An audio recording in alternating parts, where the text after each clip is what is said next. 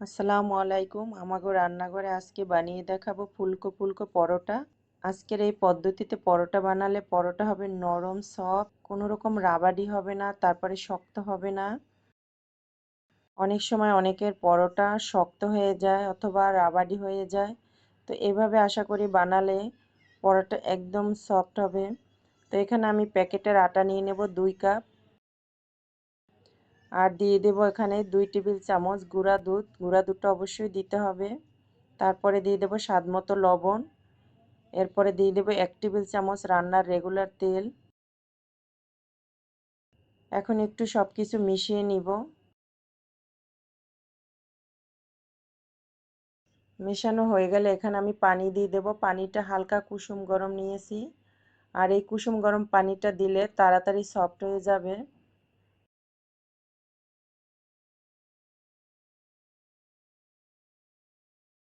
এইভাবে অল্প অল্প পানি দিয়ে নরম সফট একটা ডো বানিয়ে নিতে হবে।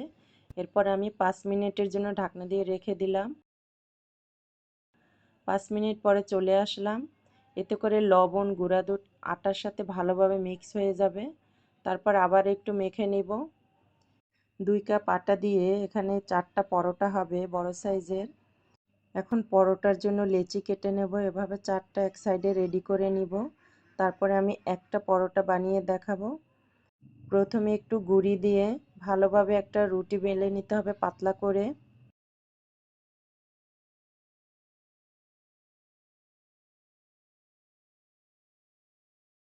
রুটিটা বানানো হয়ে গেলে এর উপরে দিয়ে দেব সামান্য একটু তেল। তেলটা দিয়ে রুটির উপরে ভালোভাবে ছড়িয়ে দিতে হবে। তারপরে দিয়ে দেব আটা। বেশি আটা দেওয়া যাবে না, তাহলে কিন্তু আবার আটা আটা গন্ধ আসবে। সামান্য করে একটু ছিটিয়ে দিতে হবে। এরপর আমি চারকোনার যে পরোটা সেইভাবে করে একটু ভাঁজ দিয়ে নিলাম। এভাবে করে চারোটা পরোটা আমি রেডি করে নিব। এতে করে যে সহজ হবে, যখন যে খেতে চাবে ভেজে দেওয়া যাবে। অনেক সময় পর্যন্ত রাখা যাবে রেডি করে। এই পরোটাটাই আমি প্রথমে বানিয়েছি, তাই এইটাই আমি আগেই ভেজে দেখাবো।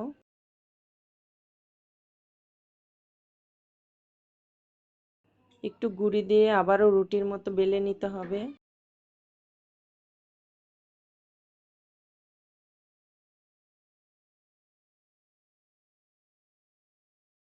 এভাবে পাতলা করে বেলে নিতে হবে।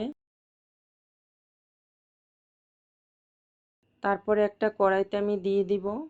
কড়াইয়ের মধ্যে আগেই তেল দেওয়া যাবে না, পরোটা যখন দোনো পাশ একটু হয়ে যাবে তারপরে তেল দিতে হবে।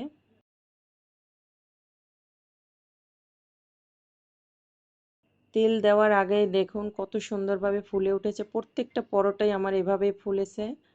তো আশা করছি বাসায় ট্রাই করবেন। এইভাবে পরোটা বানালে পরোটা কিন্তু অনেক নরম সফট হবে এবং তেলও কিন্তু অনেক অল্প লাগে, কারণ সামান্য তেল দিলেই পরোটা অনেক সুন্দরভাবে ফুলে উঠবে। তো আশা করছি আজকে আমার এই রেসিপিটি আপনাদের কাছে অনেক ভালো লেগেছে। খুব সহজে আমি দেখিয়েছি। এই পরোটাটা যে কোনো ভাজি, সুজি, চা সব কিছুর সাথে অনেক ভালো লাগে। আজকের মতো ভিডিওটি আমি এখানেই শেষ করলাম। এরপরে আমি আবারও নতুন কোনো রেসিপি নিয়ে চলে আসব। আসসালামু আলাইকুম।